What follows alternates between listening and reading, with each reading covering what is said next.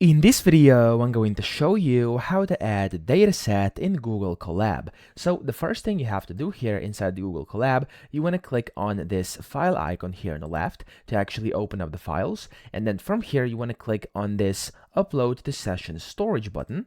And when you do that, you just want to find your dataset inside your computer. For me here, I just have some random archive.zip here, and you want to click on open, and it's going to start loading that in. And whenever that's done here, you'll be able to see it here on the list. You want to click on those three dots next to it, click on copy path, and then you want to go here inside your first block. Now, if you don't see this, just click on over here where it says plus code, and then paste that in, and then click on this run button over here on the left, and this is basically going to add or load your data set in here. So for me, I don't have a real data set, it's just some example here, but if you actually do have a real data set, this is going to do exactly that. It's going to load it in here. If you need any further questions or if you need any assistance, you could also go ahead and explain the error over here, and it's going to basically help you with Gemini, and then you can solve the issue with Gemini in case you're having it, and it's going to help you according to, of course, whatever you need done for your issue to be fixed. So that's what I would recommend. I hope this video helped you out. If it did,